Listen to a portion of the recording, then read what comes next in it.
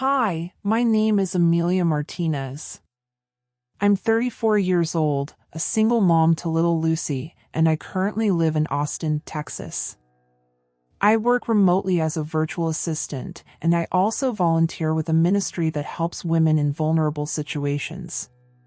And honestly, if someone had told me a few years ago that I'd be here today, publicly sharing my story, I probably wouldn't have believed it.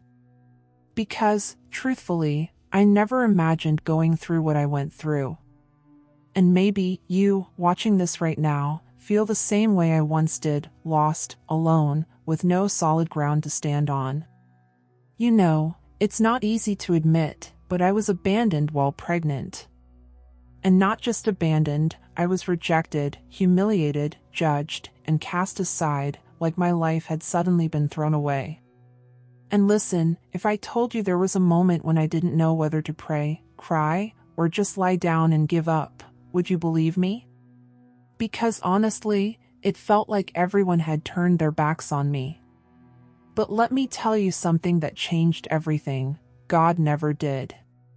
When everyone else rejected me, He was the one who embraced me. When every door shut in my face, He opened new ones. And when I thought it was the end for me, God showed me it was actually just the beginning. And maybe you're sitting there wondering, really? Could God still care about me? Does He even see me? So stay with me until the end, because the story I'm about to share isn't just about me. It's about you too.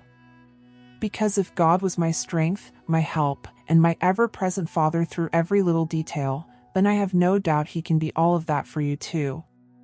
And maybe, just maybe, without you even realizing it, this video, this story, is the very answer you've been asking God for these past few days.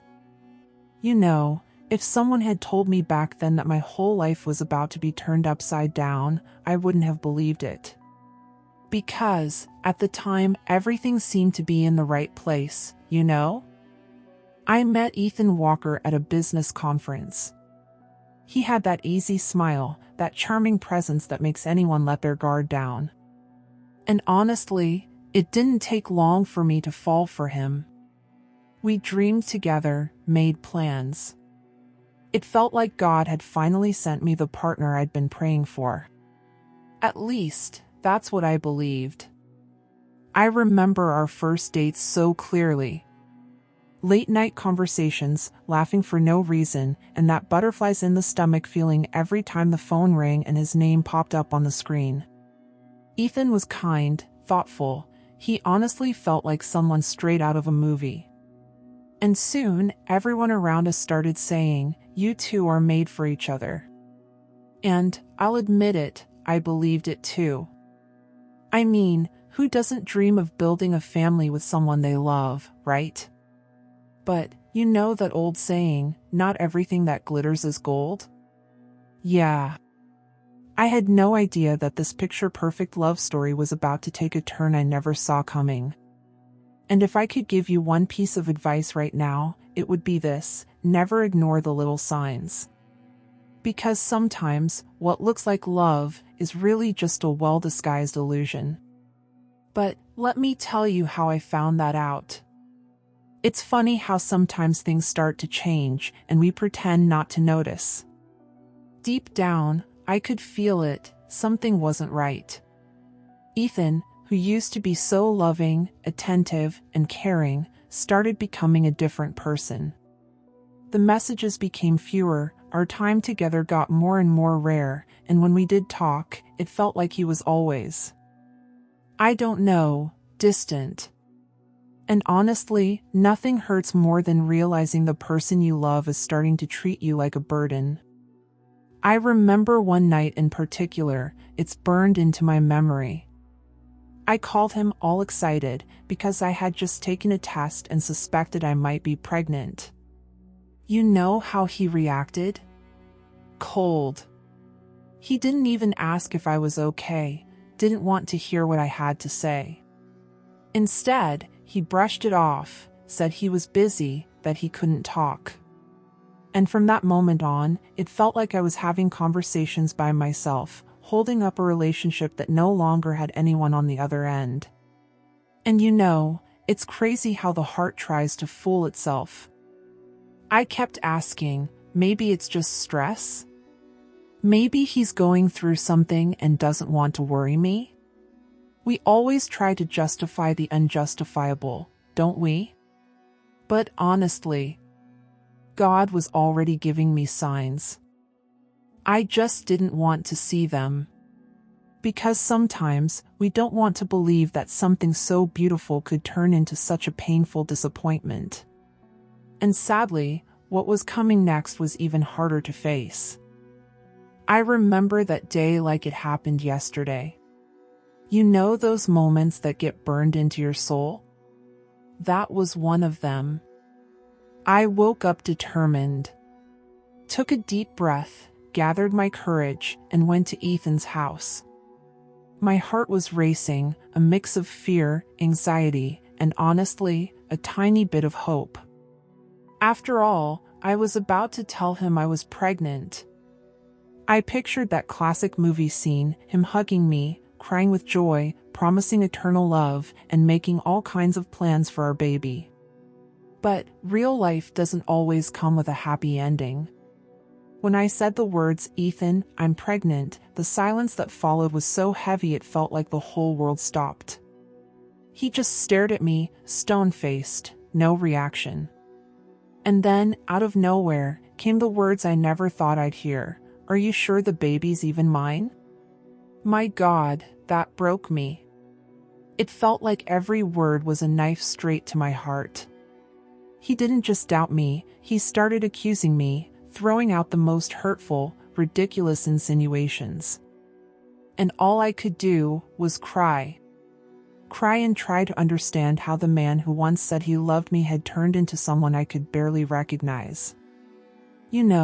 It's in moments like that when you realize not everyone is meant to be a blessing in your life. The shock was so deep, it took me a while to even process it.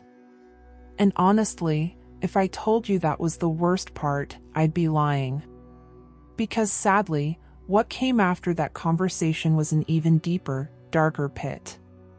And I had no idea how badly my life was about to fall apart. There are days we never forget. Days that don't just stay in our memory, they mark us. On our skin, in our heart, in our soul. And this one, without a doubt, was the most painful day of my life. I woke up with a strange feeling in my chest, like my spirit already knew something bad was about to happen. I grabbed my phone, and that's when the first shock hit. Ethan had blocked me on everything. WhatsApp, Instagram, phone calls, everything. He just disappeared. Vanished from my life as if I had never even existed. I didn't know whether to cry, scream, or just sit there, frozen, trying to understand what was going on. You know that tight knot in your throat that won't go away? That's exactly how I felt. I tried calling from a different number, blocked. I sent an email, no reply. I went to his house and found out he had moved. Without even telling me. It felt like the ground had been ripped out from under me. I was alone, pregnant, and completely lost. And let me tell you, there's no deeper pain than feeling discarded, rejected, like you meant nothing to someone you gave so much love to. And the worst part was realizing that all the promises, the plans, the I love yous, had been thrown away like garbage, like they never meant a thing. And if you think that was already too much to bear, it wasn't. Life still had more in store, more trials, more tears, more humiliation. Because just when you think you've hit rock bottom, you find out, yes, it's possible to fall even further. And that's exactly what happened to me after that day. If I thought Ethan abandoning me was already cruel enough, I had no idea what was still coming. You know that saying, when you fall, there's always someone ready to kick you while you're down? That's exactly what it felt like. It wasn't enough to be pregnant and alone, now I was also a target. Judging eyes, cruel whispers, toxic comments. And to make it worse, even people I thought would stand by me turned their backs. Including Ethan's mother, Martha Walker. The same woman who once called me her daughter, now went out of her way to humiliate me and treat me like I was the worst person in the world. I'll never forget one moment in particular. I went to her house, hoping, I don't know, for a kind word, some support, anything. But she met me at the door with this cold, cutting stare. She said things that, honestly, still hurt just remembering them. Called me a gold digger, implied I was trying to trap her son with a pregnancy. And to top it all off, she said, "You're no longer welcome here. Stay out of our lives." I walked away on shaky legs, holding my belly, trying to hold on to my dignity too, but truth is, there wasn't much of it left that day. And as if that weren't enough, people started talking. You know the type, those who never pay your bills but feel entitled to judge your life. I heard it all. She must have done something to get left pregnant. Women like her just want to take advantage of others. She's just reaping what she sowed. And let me tell you something I've learned through all this, words can hurt way more than punches. Sadly, that chapter of my life was far from over. Because just when you think things can't get any worse, life shows you they absolutely can. You know that moment when you look at your life and think, this can't be real, this isn't happening to me? Yeah, that's exactly how I felt. Because as if being pregnant, abandoned, rejected, and humiliated wasn't enough, another blow came. I lost my job. Yep.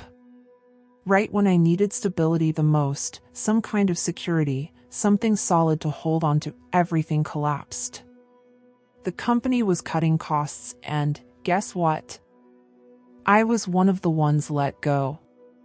In that moment, it felt like God had gone silent, because honestly, I didn't even know how I was going to put food on the table. The bills started piling up.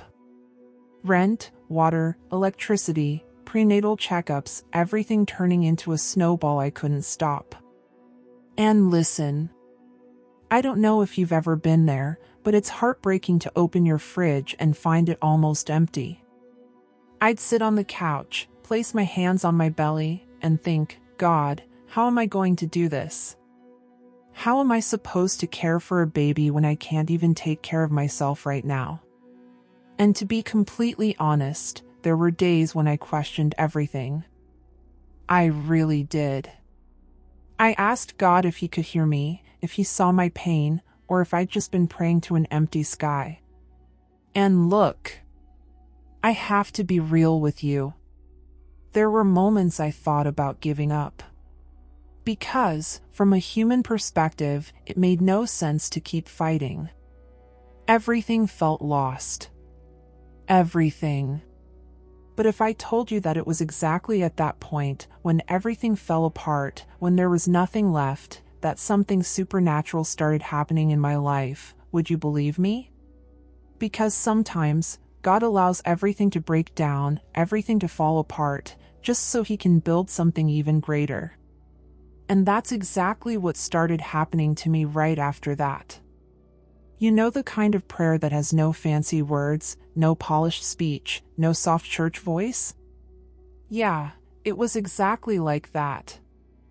I didn't kneel down. I collapsed. I cried like a child. Holding my belly, my hands covering my face, all I could say was, God, help me. Please, help me. It wasn't a rehearsed prayer, it was a cry. A desperate cry from someone with no strength left, no way out, no direction. And I'll never forget what I felt in that moment. Because in the middle of all that weeping, in the pain that felt like it was tearing through my soul, something started to shift inside me. No, it wasn't an audible voice or an angel coming down from heaven.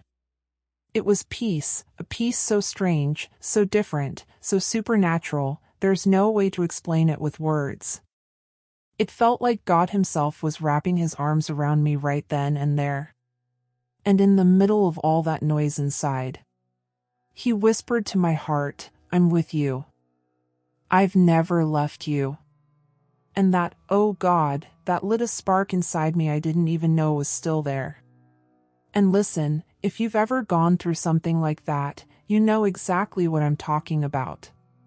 But if you haven't, let me tell you, there's no prayer more powerful than the one you pray from rock bottom.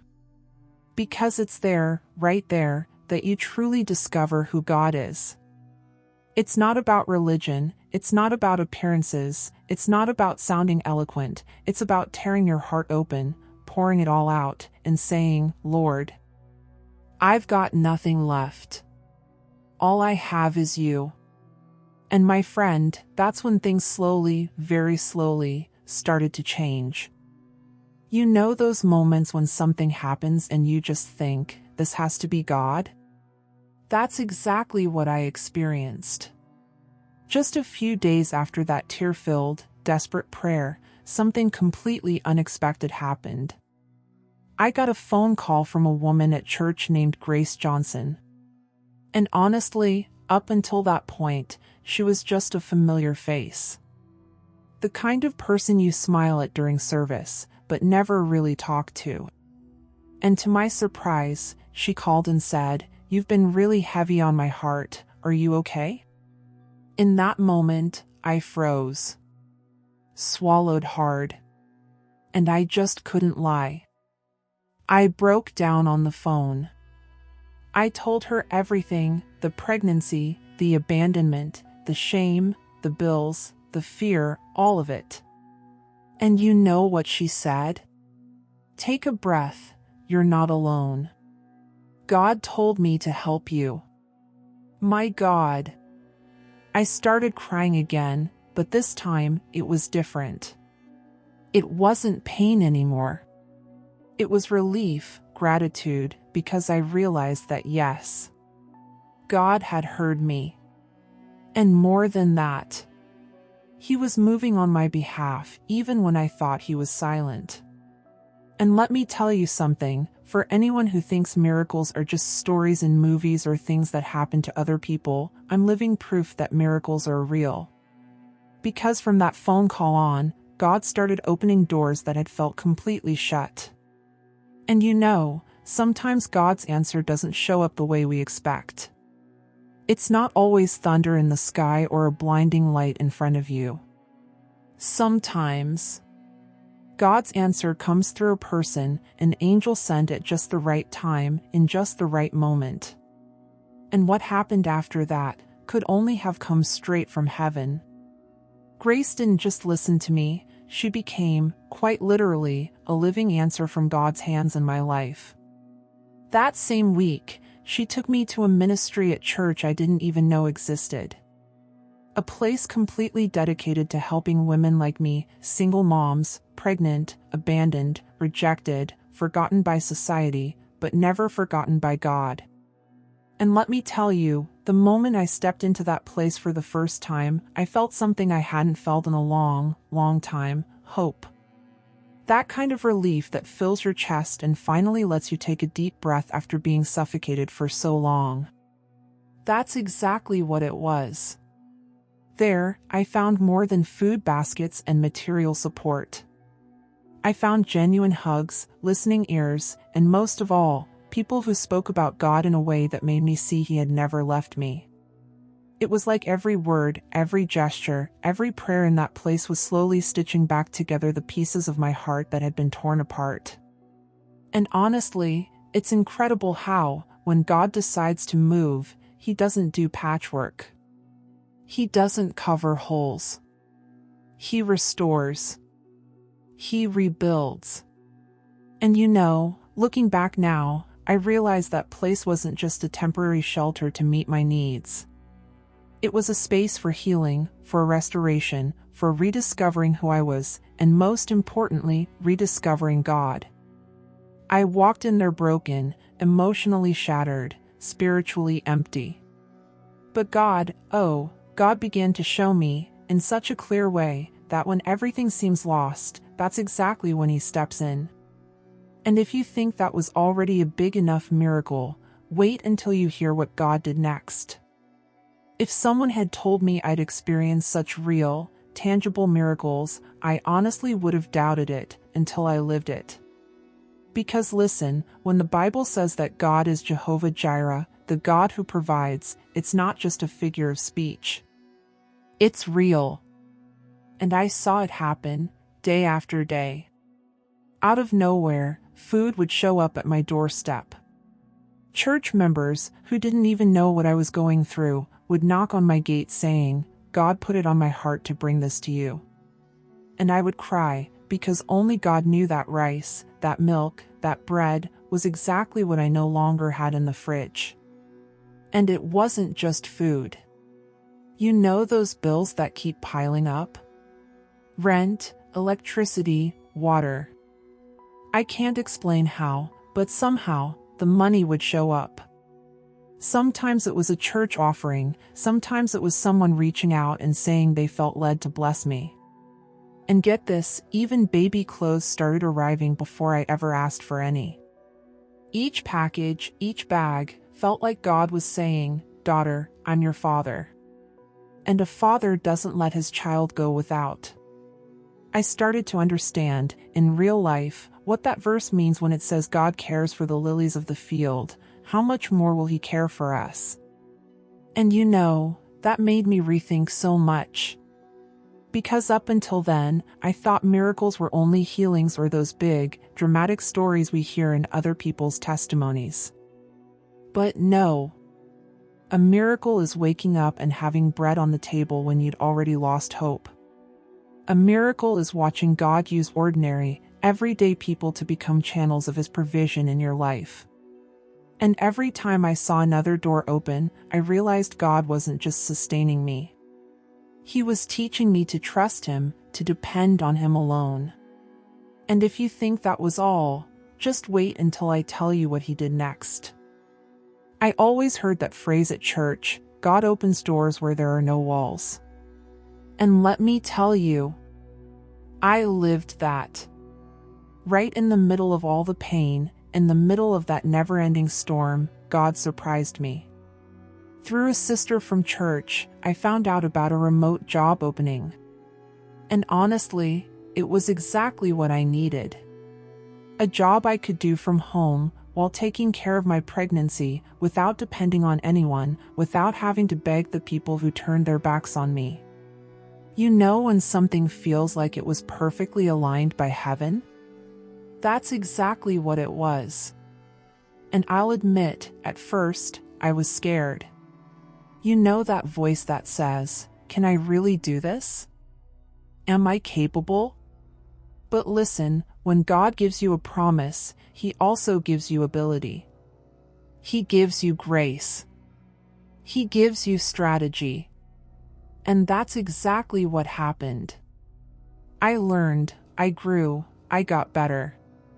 Every new client, every payment that came in, it was God showing me, in real life, that when He chooses to honor you, no word of rejection, abandonment, or curse can stop you.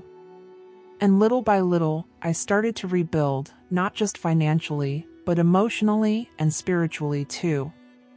And now, I get it. Sometimes God allows pain, not to destroy us, but to fulfill a promise we didn't even know existed. Because if things had worked out with Ethan, if I hadn't gone through everything I did, maybe I never would have discovered how truly enough God is. And if you think that was the peak of my turning point, get ready. Because what happened the day my daughter was born, oh my God, that was the real turning point of my entire life. If there's one day I can say, without a doubt, completely changed my life, it was the day my daughter, Amelia Martinez, came into the world. I remember it like it was yesterday. The contractions started in the middle of the night. And along with the pain came a flood of thoughts. Am I going to be able to do this? Can I really handle being a mom on my own? But deep down, way deep down, I knew I was never truly alone. God had always been with me. And that birth, oh my God, it was so much more than the birth of a child. It was the birth of a brand new version of me. When I held Lucy in my arms for the first time, everything made sense. Every tear, every heartbreak, every moment of abandonment, all of it. Because in those tiny, pure little eyes, I saw living proof that God had never forsaken me. And you know what? I realized that while some people had rejected me, all of heaven had moved to hold me, to carry me through it all. In that moment, looking at her, I understood so clearly that God hadn't just been my protector and provider, He had literally stepped in as the Father in our lives. And let me tell you, that day wasn't just Lucy's birthday. It was my rebirth too. Because right then and there, I stopped being that broken, rejected, wounded woman and became someone stronger, someone healed, and most of all, a mother who knew she would never walk alone again. God was with me.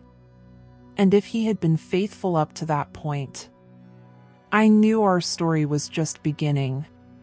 And what He did after that, my God, could only have been to turn pain into purpose. You know, one day, as I watched my daughter sleeping, something really strong hit my heart. I realized I couldn't let all that pain be for nothing. I couldn't let my story be only about suffering, rejection, and tears. God didn't lift me up so I could hide. He lifted me up to turn my scars into a testimony, my pain into purpose, and my story into a tool to bring healing to other lives. And that's when I made a decision. I was going to share it all. I was going to use my voice to reach women who, just like me, were at rock bottom thinking it was the end, when in truth, it was only the beginning. I started by sharing at my church. At first, my voice shook, my heart raced. But when I saw women crying, relating to my story, I understood, this is why God let me go through it all. And honestly, it didn't take long for me to see that the testimony God had given me was bigger than the four walls of a church.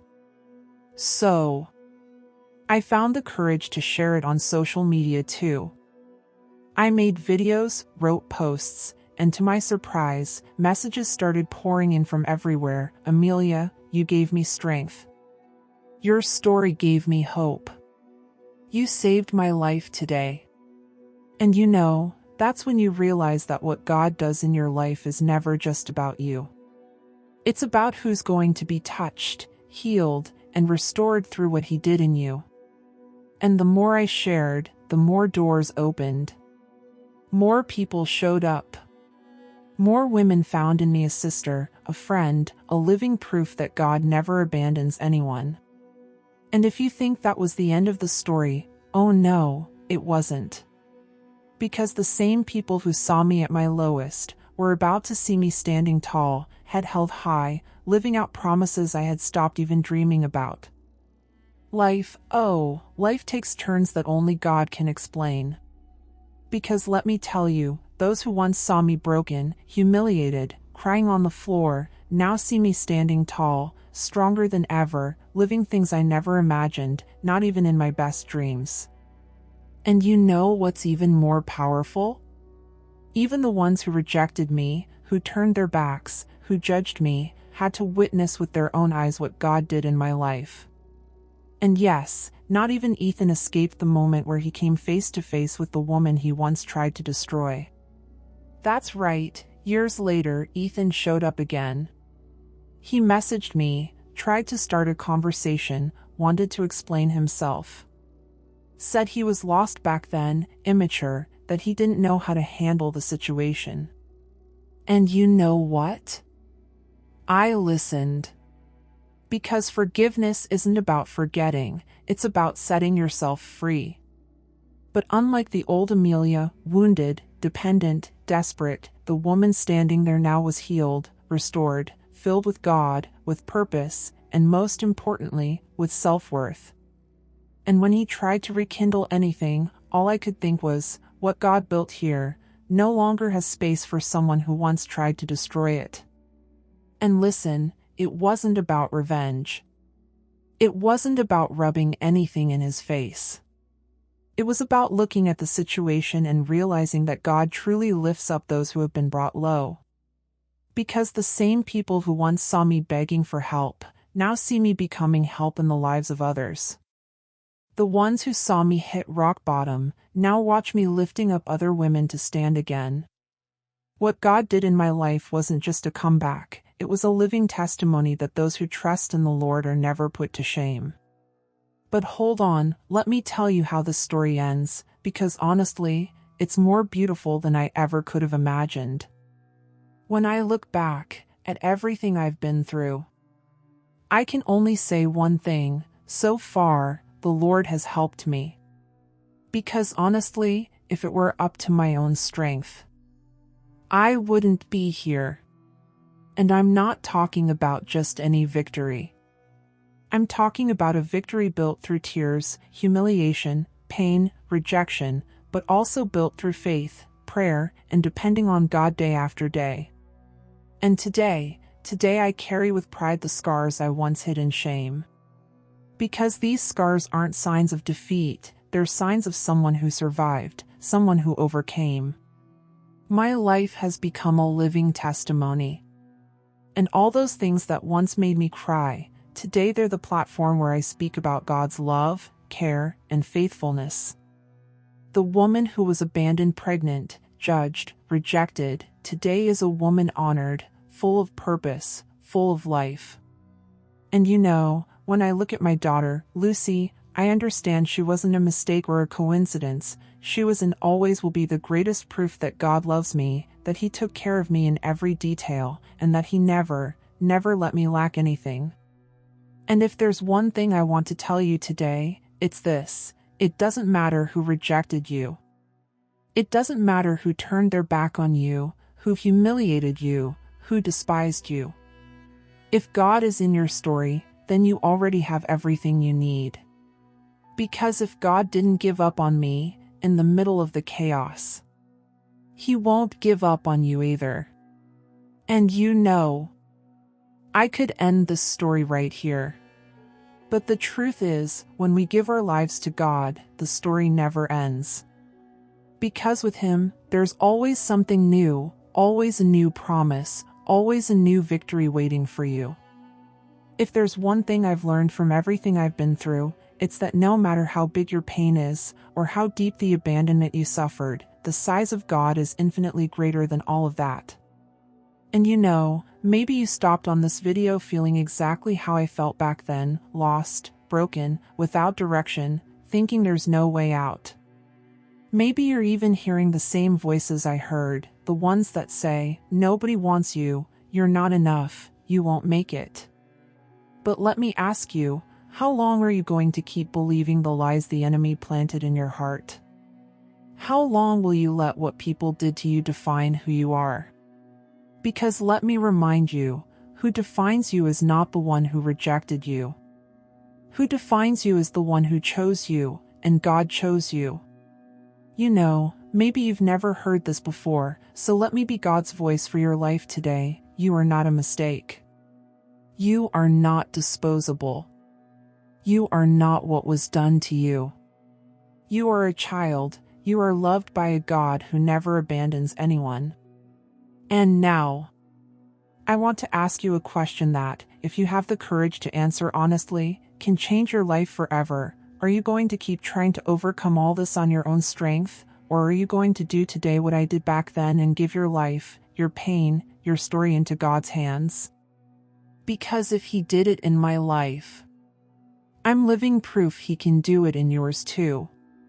And tell me here in the comments, did this story speak to you? Are you going through something similar? Tell me, can I pray for you?